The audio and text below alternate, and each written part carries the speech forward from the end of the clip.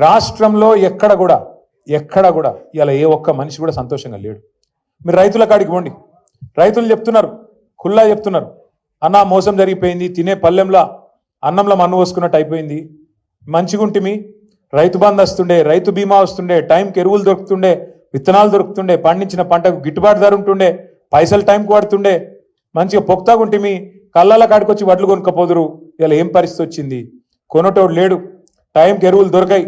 మళ్ళీ ఇప్పుడైతే మల్లేష్ గారు చెప్పినట్టు చెప్పులు లైన్లో చెప్పులు పెట్టుకొని ఇవాళ మళ్ళీ ఒకసారి ఆధార్ కార్డులు పెట్టి ఆధార్ కార్డు ఎగిరిపోకుండా దాని మీద బండ పెట్టి ఇంత కథ చేసే పరిస్థితి మళ్ళీ వచ్చింది.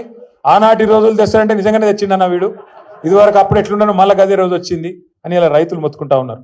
2 లక్షల రుణమాఫీ అన్నాడు, 2 లక్షల రుణమాఫీ అన్నాడు.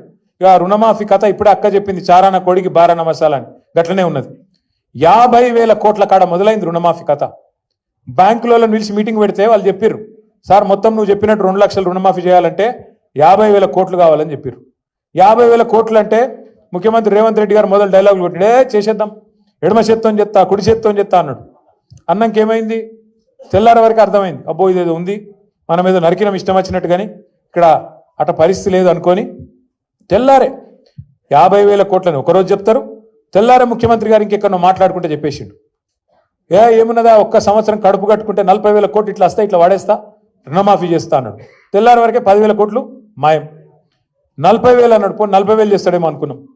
మళ్ళీ ఏమైందో క్యాబినెట్లో పెట్టిర్రు, క్యాబినెట్కి వచ్చే వరకు 31,000 కోట్ల రుణమాఫీ అన్నారు, మళ్ళీ 9,000 కోట్లు మాయం. ఆడికి వెళ్ళి అసెంబ్లీకి వచ్చింది బడ్జెట్లో పెడితే 26,000 కోట్లు, ఇంకో 5,000 కోట్లు మాయం.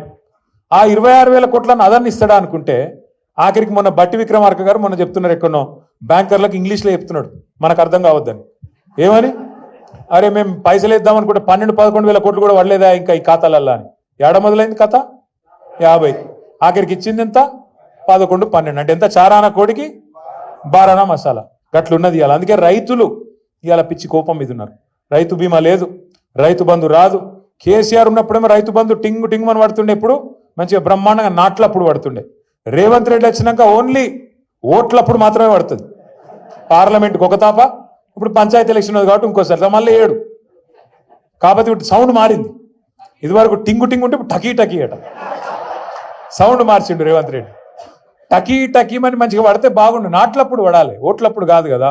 నేను మీకు ఇవాళ చెప్తున్నా, రాసి పెట్టుకోండి, యాది పెట్టుకోండి. నేను చెప్తున్నా, కేసీఆర్ గారు ఆనాడు చెప్పిండి, నేను మళ్ళీ ఇవాళ చెప్తున్నా. కేసీఆర్ ఎలక్షన్లో అప్పుడు చెప్పిండు, కాంగ్రెస్ గెలిస్తే రైతు బంధుకు రామ్ రామ్ అవుతుంది అని చెప్పిండు. నేను ఇవాళ చెప్తున్నా, ఈ ఒక్క ఎలక్షన్ల గండం దాటిందంటే రైతు బంధు ఖచ్చితంగా ఎత్తేస్తాడు, ఖచ్చితంగా మనకి ఇయ్యడు, యాది పెట్టుకోండి. కాంగ్రెస్ వాళ్ళు ఆల్రెడీ డిసైడ్ అయ్యిండ్రు, క్యాబినెట్లో చర్చ అయ్యింది, మనం ఎట్లన్నా చెప్పి దీన్ని ఎత్తేయాలి, ఇది ఉంచితే మనం ఉండము. ఎందుకంటే ఎన్నిసార్లు పైసలు ఇచ్చినా కేసీఆర్కే పేరు ఎత్తాంది, మనకు పేరు వస్తలేదు.